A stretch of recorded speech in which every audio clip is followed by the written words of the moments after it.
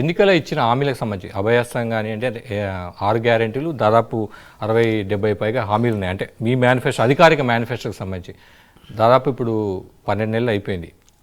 60 నెలలు 12 నెలలు అయిపోయింది సార్. ఇంకా మిగిలిన నెలలో వీటన్నిటిని అమలు చేసే విశ్వాసం నమ్మకం మీకుందా? ఒకవైపు ఏమో ఆర్థిక పరిస్థితి 4.5 సంవత్సరాల తర్వాత చర్చ చేసుకుని వాటి గురించి మాట్లాడితే అవివేకమైంది కాదు సార్. ఇప్పటి వరకు ఆర్థిక పరిస్థితి చూశారు, అంచనా వేశారు కదా, కాబట్టి మీరు చెప్తున్నారు కాబట్టి అవన్నిటిని ఎట్లా ఓవర్కమ్ అవుతాం, ఏంది ఎన్ని అచీవ్ అనేది మళ్ళీ 4.5 years అంటే ఇంకో 3.5 yearsకి డిస్కస్ చేసుకుందాం. నమ్మకం ఉందా? చేస్తామన్న నమ్మకం మీకుందా? విశ్వాసం ఉంది కాబట్టి అప్పుడు డిస్కస్ చేసుకుందాం. అంత ధైర్యంగా చెప్తున్నాం కదా. ఆర్థిక పరిస్థితి బాగాలేదు ఒకవైపు మీరు చెప్తున్నారు, మరి చెప్పడం దానికి అట్లా అని మేము ఏ ఒక్కటి కూడా ఆపలేదు కదా ఇప్పటి వరకు. ఓవర్కమ్ అయితేనే ఉన్నాం కదా అన్నీ. 200 ఉచిత విద్యుత్ కావచ్చు, గ్యాస్ కావచ్చు, రైతు రుణమాఫీ కావచ్చు, సన్నవాట్ల బోనస్ కావచ్చు, ఆర్టీసీ ఉచిత బస్సు కావచ్చు. ఆర్టీసీ ఉచిత బస్సు అమలు చేస్తున్నారు. అదే సమయంలో ఇబ్బంది పడుతున్న ఆటో డ్రైవర్లకు 10,000 12,000 ఇస్తామని హామీ ఇచ్చారు. దాన్ని ఇప్పటివరకు సంవత్సరం గడిచింది. దాన్ని కూడా ఓవర్కమ్ అయితే తప్పకుండా వాళ్ళంతా తెలంగాణ ఉద్యోగకారులు, వాళ్ళంతా నా కుటుంబ సభ్యులు. ఆర్టీసీకి సంబంధించిన వల్ల నష్టం జరిగింది అనేది ఆర్గ్యుమెంట్ తప్పు. వాళ్ళకి ఇవ్వాలనేది హక్కు అడగడం. మెట్రో వచ్చింది సార్, మీరు చెప్పారు కదా హామీ, అదే ఇస్తాం అంటున్నా. గత ప్రభుత్వ ఆయనలో రిటైర్డ్ అధికారులను నియమించడం తప్పు, సలహాదారులను నియమించడం తప్పుడు, ప్రభుత్వానికి భారం అని చెప్పారు. కానీ కాంగ్రెస్ ప్రభుత్వం అధికారంలోకి వచ్చిన తర్వాత సలహాదారుల నియామకాన్ని మొదలుపెట్టారు. రిటైర్డ్ అధికారులను కూడా ఓఎస్డీలుగా నియమిస్తున్నారు. దీన్ని ఎట్లా చూస్తారు? దీన్ని ఎవరు ఎక్కడ ఓఎస్డీలో లేరే? రిటైర్ అయిన ఏఆర్ శ్రీనివాస్కు నిన్ననే ఎన్ఫోర్స్మెంట్ విజిలెన్స్ డైరెక్టర్గా నియమించారు సార్. నిన్న జీవో వచ్చింది. నేను చూడలేదు, నాకు ఐడియా లేదు. శ్రీనివాసరాజును ప్రభుత్వ సలహాదారుగా నియమించారు, మాజీ ఐఏఎస్ అధికారి. వెరిఫై చేస్తాను, తెలుసుకుంటా. ప్రభుత్వంలో మంత్రిగా ఉన్నారు బాబు. అన్ని నియామకాలు నా నోటీసు రావాలని ఏముంది? అయ్యో సార్, అంత మాట అన్నారేం సార్?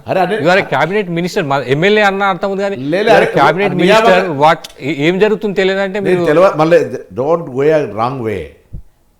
ఇప్పుడు ఏఆర్ శ్రీనివాస్ నిన్ననే అయింది అంటున్నారు. నేను లేని ఊర్లో ఉన్నా. శ్రీనివాసరాజు గారి నియామకం నాకు తెలుసు. ప్రతిదీ నాకు ఈ ముఖ్యమంత్రి గారు తన పరిపాలనకు సంబంధించి ఏదైనా నిర్ణయాలు తీసుకుంటారు. దానికి సంబంధించింది ఏదో వెంటనే ప్రతిదీ క్యాబినెట్కి రాదు కదా. ఇటీవల కాళేశ్వరం కమిషన్ కానీ విద్యుత్ కమిషన్ కానీ వేసి విచారణ చేస్తున్నారు. తాజాగా ఫార్ములాకి సంబంధించి ఫార్ములా ఈ కార్ కేసు సంబంధించి కూడా ఏసీబీ కేసు సంబంధించి ఆ కేసులో రింగ్ రోడ్ కూడా వేస్తారు వాళ్ళ డిమాండ్ ప్రకారంగా. అది సార్, ఎలక్ట్రిసిటీ వీటన్నిటిలో కూడా ఏం లేదు, కక్ష సాధింపే. మళ్ళీ మేము అధికారంలోకి వస్తాం, మేము అన్నీ రాసుకుంటున్నాము, మళ్ళీ బదిలిస్తామని కూడా కేటీఆర్ అంటున్నారు. కొద్దిసేపటి క్రితం సిరిసిల్ల జరిగిన సభలో అన్నారు.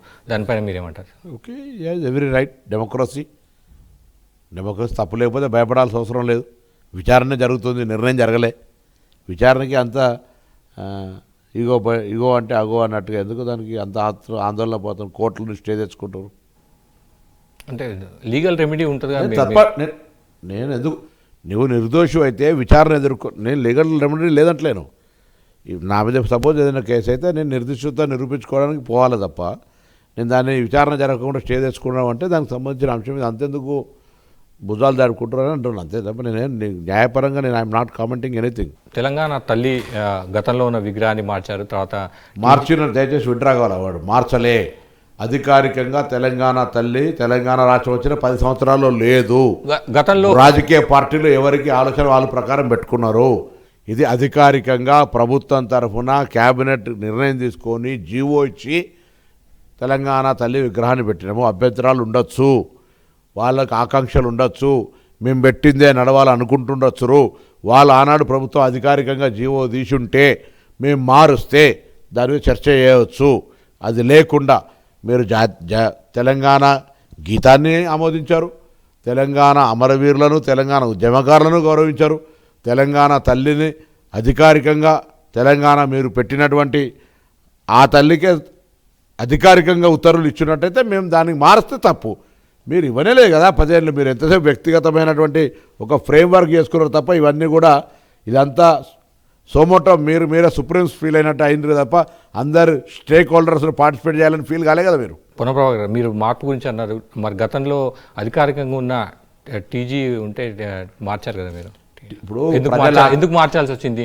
మార్పు అనేది ప్రజల జీవితాల్లో మార్పు తీసుకొస్తే మీకు పేరు వస్తుంది, పేర్లు మార్చే పేరు వస్తుంది. మళ్ళీ మీకు అదే మాట్లాడదు. మీరు విగ్రహాల విషయంలో చెప్పినా మీకు చెప్పినా ఇది అయినండి.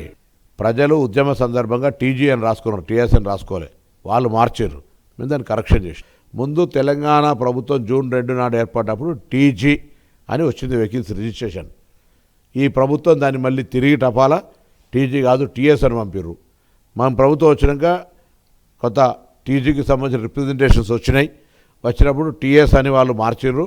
ఇది పార్టీకి ఇండికేషన్ లాగా తెలంగాణ అనేది ఎప్పుడు ఏపీ, ఆంధ్రప్రదేశ్ ఏఎస్ అని లేదు, తమిళనాడు టీఎన్, స్టేట్ ఎక్కడ లేదు, టీజీ తెలంగాణ అంతే తప్ప దీంట్లో స్పెసిఫిక్గా ఏదో మార్చాలనే ఉద్దేశమో దురుద్దేశమో లేదు.